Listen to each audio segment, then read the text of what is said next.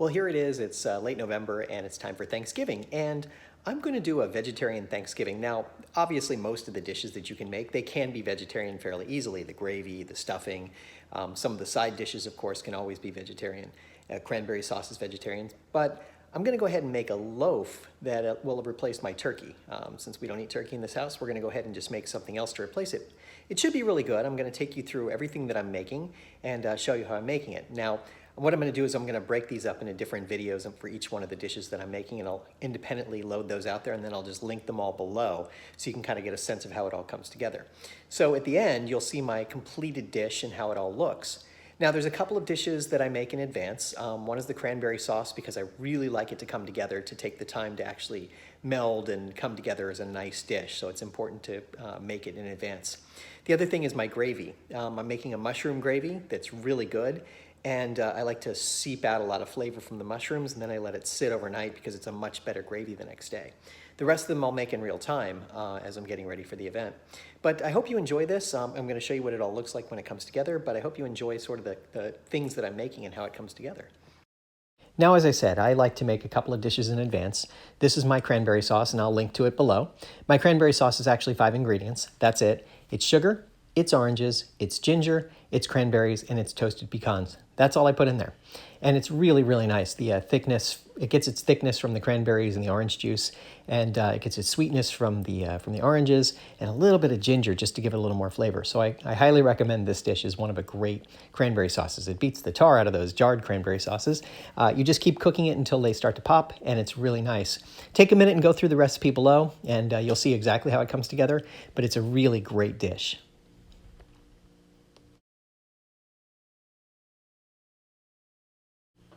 Next up, I'm going to take you through my mushroom gravy. The important thing about the mushroom gravy is extracting the flavor from the mushrooms so that you get a really great flavor, and then you add in all your other things to make it thick, and you give it a little vegetable stock and a few spices and some other things to get a really great gravy. I really like this one, highly recommend it. I hope you give this one a shot too. Recipe below. And this one is my cornbread and sourdough stuffing. This is kind of a neat dish. It's got a lot of textures and flavors. The key to this dish is actually adding some brewed tea. I like to use green tea, but you can use different teas in here. It really adds a lot of flavor. If you add mushrooms and some other things, again, another mushroom dish, right? You get a lot of flavors that come out of it, and you bake it in the oven for a little while, and you get something that's really, really nice, very flavorful stuffing. Again, you'll find the link to the recipe below. And then I've got my mushroom loaf that's my replacement for my turkey. I find this to be a very flavor-filled, fall-flavored kind of dish that really works well as a nice substitute for meat. I really like it. And then finally, I've got my mashed potatoes. And the mashed potatoes are very easy. You just basically use an immersion blender after you've boiled your potatoes, and that's it. It's pretty simple and straightforward, and you can flavor them as you see fit after that.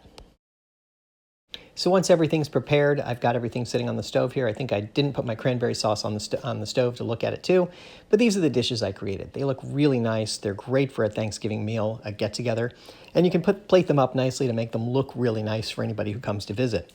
So this is what it looks like when I put it out. You can see how the stuffing looks. It looks great. You have the mushroom loaf. It looks really nice. You just slice off pieces of it. My mashed potatoes, yeah, I served them in the pot, but whatever. And my gravy. Really nice dish. Now, I had some salad to go with it, and my wife actually made this pumpkin cheesecake. Now, we didn't get the recipe recorded, unfortunately, but we'll have to do that another time. It's a great dessert.